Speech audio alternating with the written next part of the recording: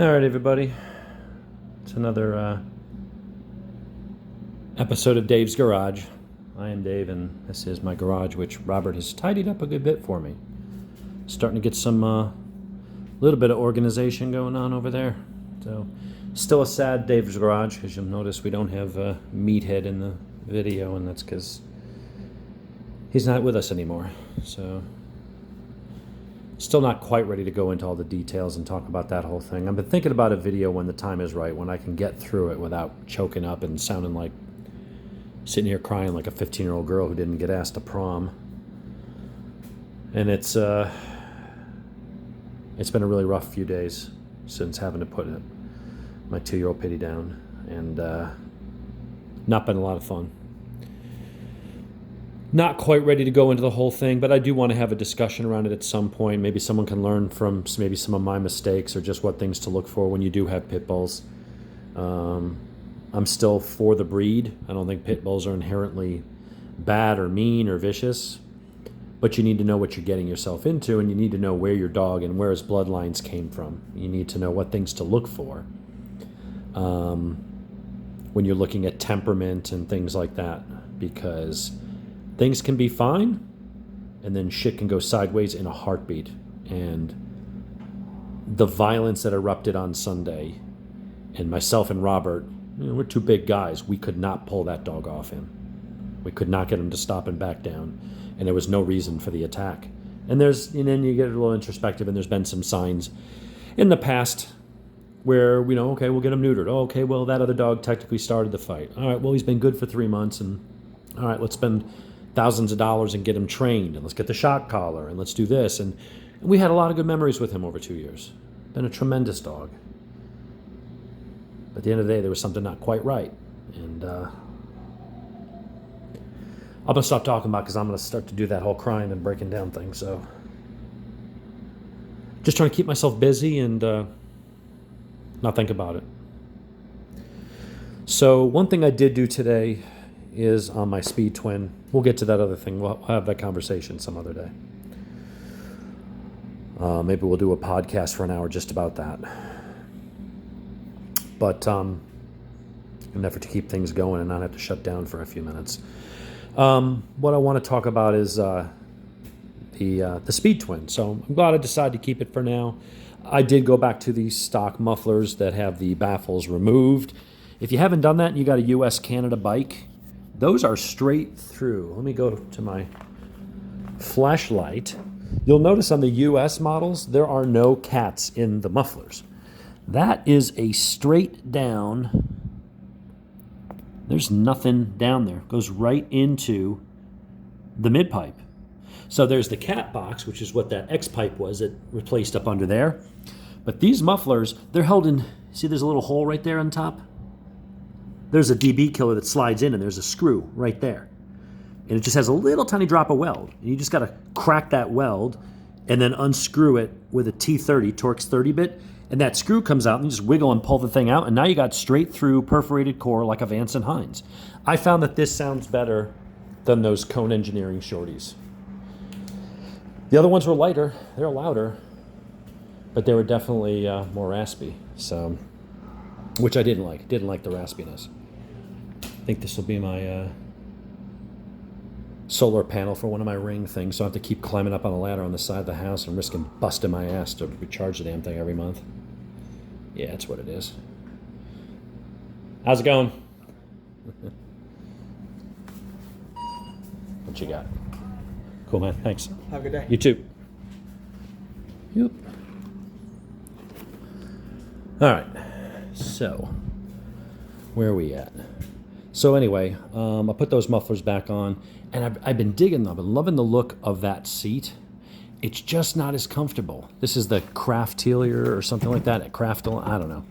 It just doesn't mount to the bike as securely because it doesn't have the hooks back kind of in that area, like right in here, that would mount into these slots like the stock ones. See those little metal clips right there and right there? So the stock seat mounts up a little bit better and more securely. And the stock seat's slightly more comfortable. So as much as I love the look of that one, it moves around and it creaks and I'm not going to use it. So what did I do today? Well, since I got the motor rebuilt, got it all back together, it's been running great. I've decided to play it safe, okay? And so what I have done is I have taken and put the O2 sensors back in, and I took the marble out of the hose, out of the SAI hose. Why did I do that? Because we did a full dyno tune, but we cannot tune with tune ECU. We can't tune around idle. That area was still lean, and unless I wanted to go get a power commander, pay $350 for that, install it, and then do another dyno tuning session, there really was no way to clean that up. So I'm going with, you know what, it's good enough. So I put the O2 sensors back in, re-enabled it in the map, and I want to show you what's going on with that. Hopefully you'll be able to hear my audio. Actually, what I'm going to do is, my dogs are outside barking in the back. I'm going to go ahead and pause this, which I can do because I have a Samsung and not a stupid iPhone. So I'm going to pause this, and I will be right back. All right, we're back. Thanks, Samsung. Oh, and Poppy's barking. Now, I've got to be careful here because I made the mistake of saying in a video, like, oh, they keep barking like that. Makes me want to go punch my dogs. And someone got all offended. It's like, dude, you have no idea how much my dogs mean to me and how much the situation with Max has bothered me and how well I take care of my dogs and the things that I've gone through for a dog that killed another one of our dogs, and I put him in a shelter, but I made sure it was a no-kill shelter, and I went and visited him every Friday for a year and a half at the shelter it was like 17, 18, 19 months of visiting him every Friday and taking treats, spending time, taking him for a walk until I finally found him a home. So whoever, I don't remember who the viewer was, but said something about, oh, someone said they would punch their dog. No, it's just a joke. Trust me, I take my dogs very seriously if you watch any of my other stuff and anybody that knows me. Anyway, that just bugged me. It's like, dude, you have no fucking clue. Anyway, so yeah, what we've got here. So I did all that because I'm just going to play it safe. You know, we don't think that anything that I did, is what contributed to the piston breaking, but you never know. And I didn't want to run a chance of, if there was a chance or something I did going forward were to cause another issue, I don't know that they're going to give me another basic motor rebuild. So I was like, you know what? We're going to make sure the rev limiter is stock. I'm putting O2 sensors back in. We're going to re-enable them in the software. We're going to put SAI back on. And that may change my fueling on my map a little bit because of the short-term trim adjustments, down low anyway. Shouldn't affect the power up top, but if it does, if I lost 2 horsepower because it leaned it out a little bit, it ain't going to lean it out enough to make it dangerous.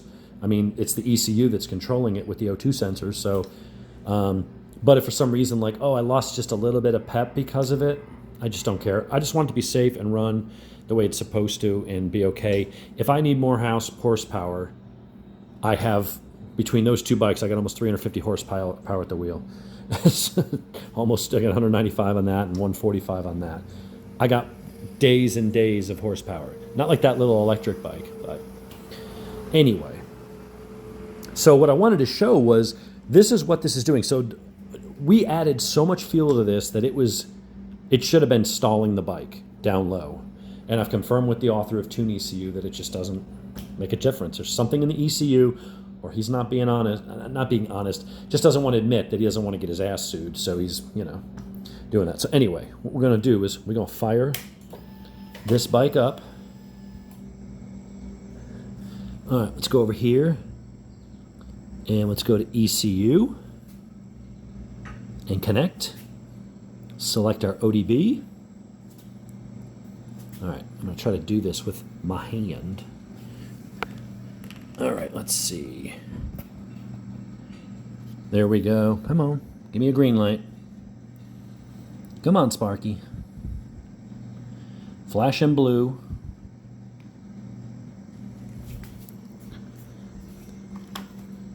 Is this shit on?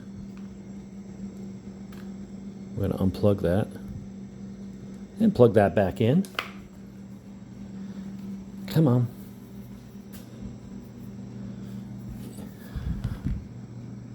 ECU, connect, ODB link. Okay, there we go. Red. Now we're green. Good. Boom. All right, so what I'm going to do is I'm going to start the bike up, and we're going to watch the short-term trim adjustments. I've talked in the past about how there's very little that these things can do. Where they do actually operate and where they do seem to help with idle in that lean cruising area is if the air-fuel ratio is within the range of what the narrowband sensors can pick up, it will add or remove fuel to get towards a certain target. Now, I've set the targets to be 13.2, which is not rich, but rich enough. Better than the 14.5 that they wanted in their 4 emissions testing. So let's see if I can do this with my hands, because I have to push. Can I start this with my elbow? Let's see. Hell yeah, I can. Now I reset adaptives. And I'm hoping that you can hear me over the noise of the motor. I may have to move to a quieter area.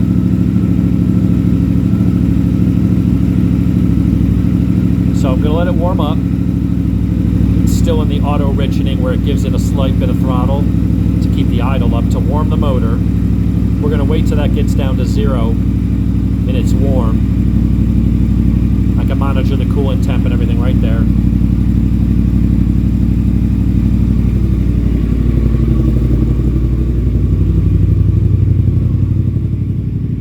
See if we can get better audio out here. All right, so we're going to sit down here.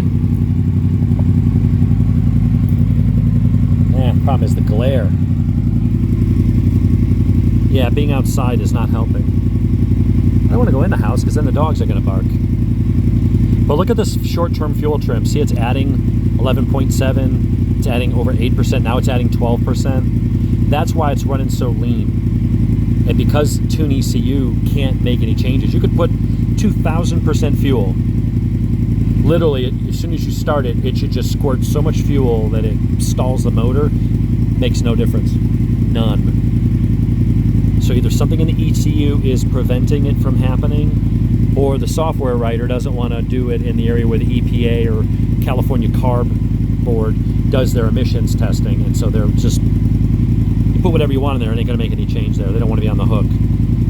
But look at where it's adding. 10% on one cylinder on number 2. And it bounces around a little bit, but we're basically adding between 10 and 12% fuel. And I would have loved to have done that in the Tune, and you can do that with a power commander, but it wasn't doing it in the software. It's just a limitation of Tune ECU in these new Euro 5 bikes.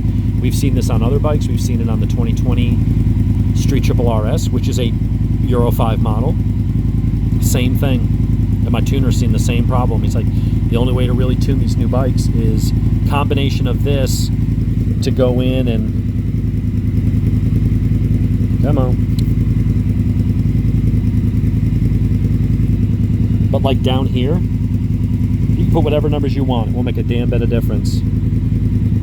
So what you can do is go into your parameters and go to devices, and that's where you can disable these things. And then you can go down and change your ignition maps and things like that and your throttle tables. And then just do all your tuning with the power commander. And that would allow you to tune down here. But even now that the motor's warmed up, it's not adding as much fuel, but it is still adding. It's bouncing around. It's basically between 7, 8, 10%.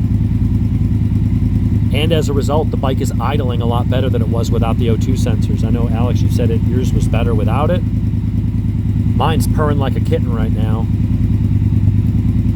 with the O2 sensors, and it was not doing that before. So the fact that it's adding fuel there, it wasn't lean enough to get detonation. You're not under load, and it wasn't so much. It's not like it's adding 30% fuel, and so it's, you know, really off or anything like that. It's going to cause any damage. But I'm just playing it safe. So I have updated my map. If you want a new copy of the new map, let me know. I put that in there. When you do reflash, your bike might initially idle high. Just flip the throttle a few times, and once it settles in, it's just the adaptations doing its learning curve. And once you've ridden it, it'll be fine.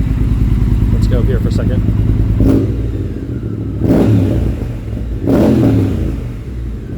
A little more crackling and popping on D-cell, and that's because the SAI system is active.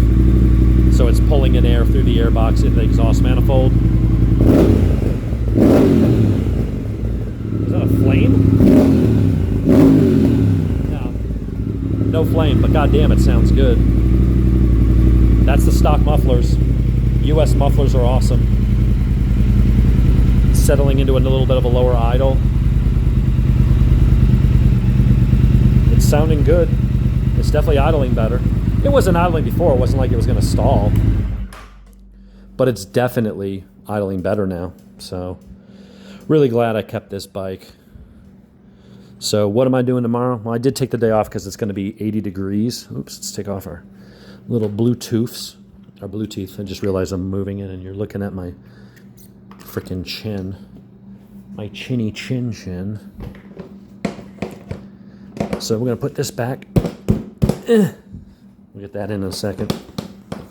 But yeah, so what I'm going to do, let's put this in its spot. Right there. So that madman right there, we're going up to GMD CompuTrack tomorrow. I took the day off. It's going to be like 80 degrees and nice and sunny. It's going to be gorgeous. So I'm going up to GMD CompuTrack to do suspension setup. Kent's going to take all the measurements, dial in the sag, play with the clickers. That has pretty decent suspension. It's got a really nice Showa setup on the front. Or no, I'm sorry, KYB. That looks very similar to the damn R1 suspension. I mean, the valving and the spring rates might be slightly different, but you've got compression, rebound, and preload, and then the same on the back. And in fact, on the back, you got high and low speed compression. So we're going to go in and get that dialed in tomorrow. And then other than GB Racing covers, oh, there's a neighbor with a little pity mix. Every time I see a goddamn pit mix, man, starts coming back. It's really hard. It's hard to be positive, man. And then everything around the house, I go to feed the dogs, and there's an extra dish, and just anyway. So what was I saying? Yeah, so we're gonna get the suspension dialed in tomorrow. So I'm gonna go ride in the mountains all day and just try to unwind and not think of shit. Of course, I'll be on the back of a bike, so I'm gonna have nothing to do but think. So maybe I'll do some vlogging or something. Let me do how like that tail tidy turned out. Everything's all zipped up nice and tight. It's adjustable. Go check out the video I did on this, man, because it's great because you can adjust the length, you can adjust the angle, you can swivel it around and make it, and it's got mounting holes that are on like a slit, so you can make it mount up to almost any bike. And it comes with, nice sequential LED blinkers. It came with an extra set, so if one breaks, I got spares. That's a nice little aluminum, and it ain't going anywhere. It's nice. So we're going to get our suspension set up tomorrow on that. Still got to figure out what to do with this madman. I love riding it, but I just don't need a third bike. It'd be nice to downsize a little bit. But this is back. It's ready for action, and I need to go sign up for a damn track day and just figure out which bikes I want to take. The problem is I can't get all three to the track. I feel like if I'm keeping this bike, there's no real good track footage of a Speed Twin, especially one with proper damper. We've got our damper set up. We've got the K-Tech, Olin's on the back, the tune, everything. Like, this thing's ready to rock on the track. And nobody else has that kind of video, so I feel like I got to. That'll be good for views and stuff. And entertaining. That's what it's all about. But, I mean, obviously, that's the best bike for the track. I mean, that has better suspension and better electronics and better handling in the transitions, but it doesn't have the wind protection and the monster top end that this thing has. So, I don't know. I'll have to think about that. Maybe you guys can vote. Which two bikes should I take to the track? I'm guessing everybody's already seen the Kawasaki. I don't know, maybe that's the answer right there. Everybody's already seen the Big Z, the ZX14R or ZZR 1400 as they call it overseas. They've already seen that on the track a few times. Haven't seen me on the MT10 yet. All I need is GB Racing covers. It's $200. I'll just go, I just need to order that shit tonight. Just be done with it. That's the last thing it needs besides that and the suspension setup, and that's being done tomorrow. So, anyway, that's what we've got. Speed Twin is now all back together, officially everything done, nothing else to do. Put in the safer tune with the O2 sensors, but I'm still going to have my power and my ride modes and all the restrictions gone, and we're ready for summer, man. We're ready to hit it. Let's go see my other puppies. Dun, dun, dun, dun, dun. Where's my puppy? I didn't want it. Rudy. Poor Rudy. Got his ass kicked. Got tore up by Max. He'll be all right. He's healing up. There he is, buddy. You okay, buddy? I know. It's like getting mauled by a goddamn grizzly bear, but you're going to be all right. Oh, and then there's those two clowns. Little one, Bella. Almost 14 years old. Other than a cataract in one eye, she's in great health. And there's Gemma. She's a little bit of a pain in the ass. And here's my other pitty. This is, Max was awesome most of the time, but she's awesome all the time. She's my blue pitty. We got from my buddy Russ. And she is just, she's skittish. She's afraid of people, but not in an aggressive way. But she is just, Hey, Poppy, come here. Leave Rudy alone. He doesn't want to deal with big dogs right now. He's not enough. He's got PTSD and needs to heal up and unwind. And he doesn't want you in his face, even though you're trying to lick him and comfort him. This is Poppy. She's about 65 pounds. She is the sweetheart. All she wants to do is cuddle and, what you doing, baby? What's up, Blue? You're my boy, Blue. Oh, girl, whatever. Anyway, that's what's going on in Dave's Garage World now. So, a little update on some unfortunate, sad stuff. But getting ready for track day season, so I'm going to have to go on... look at you. Going to have to go and get that all situated. Get signed up for a track day or two. And then, hey, guys. Like, what? Us? Yeah, you. Look at that face. You're golden eyes. You sweet girl. Hey. What? Pappy, you don't give me any grief. You're a little barky outside. She's quiet as hell in the house. You put her outside, and she'll just sit there barking at the pool. She'll bark at the fence like nothing. She'll just sit there and bark at nothing. And that's why I'm usually like, I'm going to go. Oh, now you're talking. What? What are you saying? What? Look at that face. What's up, baby girl? She is a pretty dog. We got to figure out how to get you to sleep in the bed right. Because Max knew right what to do. He was very good at sleeping in the bed. He would go down to the feet. He'd get too hot. He'd work his way up and stick his head out. And he would just lay on his side. And sometimes I would be the big spoon. Sometimes I would be the little spoon. And, hey, knucklehead. Poppy. He doesn't want to play with you. Just leave him alone. You're not in trouble. I just don't want you traumatizing and trying to roughhouse. Her and Max would wrestle. So now she's like, well, I'm the big dog. I can't wrestle with them. I got no one to wrestle with. Right, buddy? Yeah, you're a sweet girl. You are the sweetest. I wish there was a little bit more of... I liked Max's outgoing, goofy behavior without the intermittent violence. If you could add a little bit more of your temperament, you would have been a freaking perfect dog, man. I keep wanting to get into it, and it's not the right time. We're going to have a discussion just around him and his life and why things, I think, went down the way they did, and a little bit about the breed. And if you're thinking about pit bulls, don't be afraid of having a pit bull. But there are some things you need to be mindful of. There's some things you need to consider when it comes to the breeder or where you get them from, because they are powerful dogs. They are stubborn as fudge. Only he didn't say fudge. No, I did say fudge. And, when you have a dog that's that strong, I know there's bigger dogs, there's mastiffs, people got 100-pound shepherds and stuff, but there is something to the pit with the strength of their neck, their jaws, the way they don't lock their jaws, but the way they just latch onto something, and they will not let go. And they will just sit there ripping and tearing, not that kind of ripping and tearing. And once they have it in their mind to do that, they just don't stop.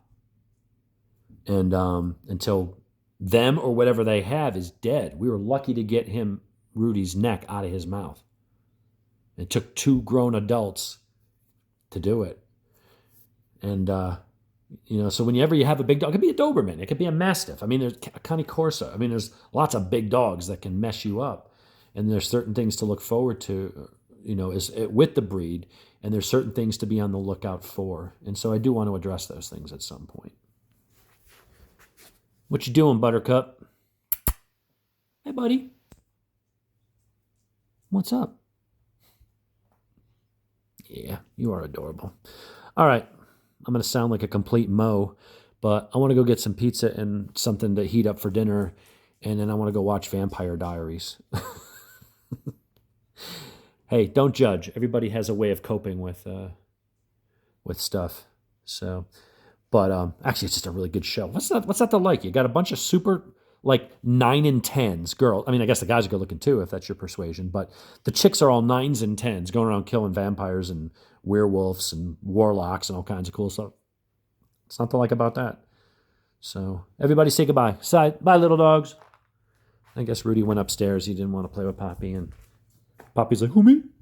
So keep an update for something. Keep an eye on the updates for some things with the channel, and riding season's here. I got 3 different bikes. We'll do some suspension, little vlogging tomorrow, up from on the way to or from his Kent shop up at GMD Copy Track in Fairmount. I keep saying Fairburn before. Fairburn, south of Atlanta. Fairmont is, I think, the one that's up there north. So that's where we're going. And I'm going to hang out with the rest of the pack. One of them has fallen, but the rest of the pack gets to move on. So I'm going to go spend some extra time with these guys and make sure they're all loved and happy and safe. And it's comforting to me, comforting to them, because they all know something's up. They know that something's missing. So anyway, say goodbye, everybody. Bye, audience. We'll talk to you guys later.